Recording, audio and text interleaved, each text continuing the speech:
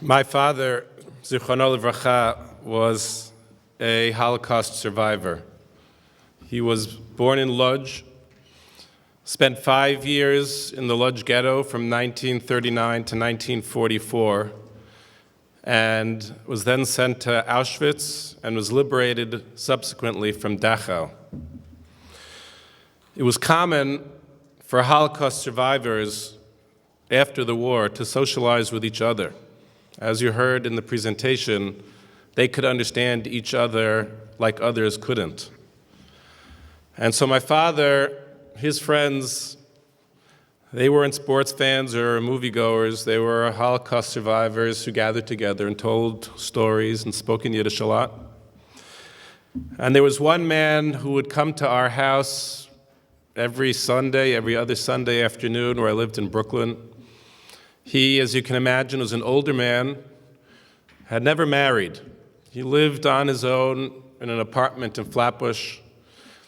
And I, as a young boy, remember that he would come over and speak to me half in Yiddish. I didn't understand him, and ask me questions that made me uncomfortable. And he would come Sunday after Sunday, sometimes every other Sunday. And if you can relate, it was kind of, again, he's coming. And one time I was probably 8 or 9, and he didn't drive, he used to take the bus. So my father said, okay, I'm going to drive him home. His name was Moshe, driving Moshe home. I was home alone, so my father said, okay, you're going to come along, I'm going to drive you home. And I'm like, okay, it's enough. And I got really angry. I said, it's every Sunday, and I have to go now. I'm driving him home. And we dropped him off, and my father said to me, I want you to know something. Moshe was in the Lodz ghetto together with me. And me and my family, we slept in one room, the 6 of us, for years. And Moshe he was taken every morning at 3:30, 4 o'clock in the morning, out of the ghetto to work in the bakery. And every couple of days, at 4:30, 5 o'clock in the morning, we would hear on our door a knock. And again, as you saw, you jump and there was a knock. But they learned, because they would open the door, see it was Moshe, and Moshe would come in with his pants bulging. And he would undo his pants, and he would take out a loaf of bread. And that's what it was. Every once in a while, Moshe would bring him a loaf of bread. As my father said to me, that Moshe, he saved our lives for a long time. And I remember hearing that story, and in hearing that story, a life being transformed from an older man who got in my way as a kid to a holy person, totally different dimension.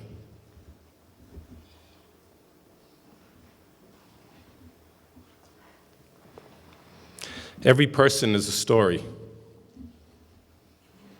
The event, the gift that we were given this morning is we heard 6 stories. And every year on Yom Hashoah, I'm animated, I find myself moved to try to hear and understand another story.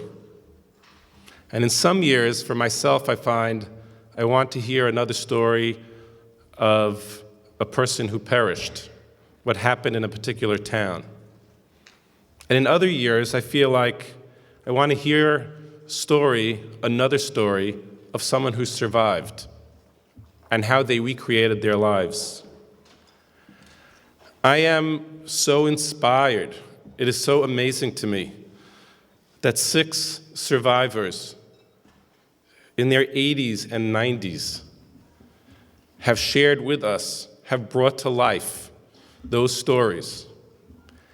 And I'm embarrassed to say, but it's probably true, how many of us would walk by each of these people in the supermarket, on the street, in a shul, wherever we might be, and not even notice. It's natural. But then you see, these are holy people. Every person is a holy person. And in this context, everyone has a holy story that we need to uncover. One message that we must take from the experience this morning is that it is our obligation to redeem every story that we can. And that is why there is Yom Hashoah, and that is why we commemorate it the way that we do, in the hope that all of us from year to year will do what we can to redeem every story that we can of someone who died or someone who was able to survive. And that's the first message that I'd like to share with you. The second is I want to talk with you briefly about transmission. As Jessica said in the beginning, we just celebrated Pesach, V'yigadet levincha, the obligation to pass on from generation to generation. In that instance, Yetziat Mitzrayim and the Exodus. Here, we have an obligation to pass on from generation to generation the experience of the Shoah, the tragedy, the destruction, and ultimately our ability to rebuild, or our parents' and grandparents' ability to rebuild Jewish life. And again, I want to contrast for you for a moment. My experience might be different from your experience, which will certainly be different from your children's experience. And I'll share with you just one brief observation from my life. My father, I realized as I got older, I knew that people who were in concentration camps had numbers on their arms. And at some point, I realized that my father did not have a number on his arm. But when I looked closely, I saw that he had one green dot. And I asked him, "What's the dot? And why don't you have a number?"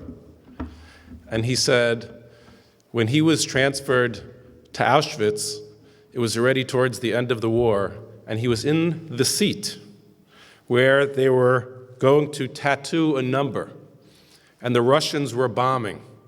And everyone, when he was sitting there, the Russian planes started to bomb that area, and everyone ran for cover, as did he.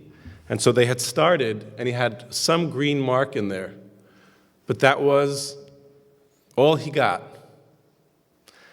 And for me, I remember that mark, one dot, was a constant reminder. The transmission needed no words, and I didn't have to take any action. I didn't have to do anything. And frankly, in my family, as kids, we would say, "We've heard enough. We need a break," because my father would talk about it all the time. And that dot was transmission without a word.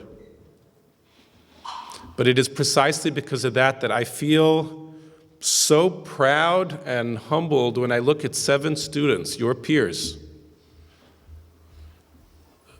for whom it wasn't just there in their face, but they invested of their time over 8 months, hours a week, to redeem those stories. And that required an act of commitment, not because it was delivered to them the way that it was to me, but a decision. I need to know, and I need to share.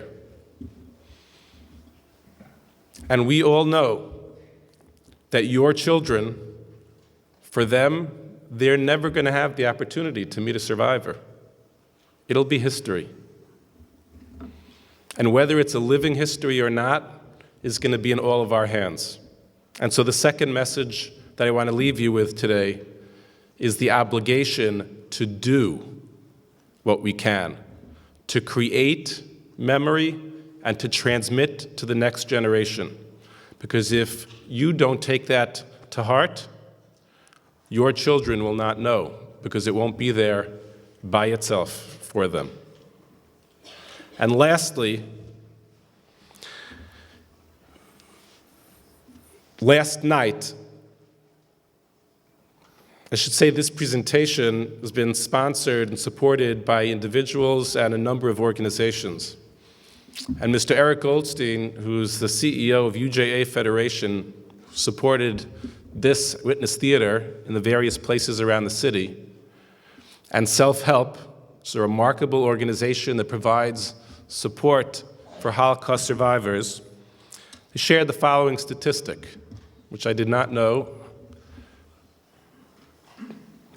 In the New York City area, there are 60,000 Holocaust survivors still living in the New York area. More than half of them are living in poverty and are alone. And what Self-Help and UJA Federation have done is try to figure out what can we do to help these holy Jews for whom we have tremendous responsibility. And so the third thing that I want to bring to you is that there are things to be done, that we can act and act now. And so I conclude by just reviewing these three things, which from my vantage point are important for us to take away from this morning. 1, redeem every story that we can. 2, think carefully about how we transmit and what we can do to transmit the history, the memory of Jewish life and Jewish tragedy to the next generation. And finally, to figure out ways to be able to act even now. And it is my hope and our hope that through that, we can remember our past in the hope of building a secure future for Am Yisrael.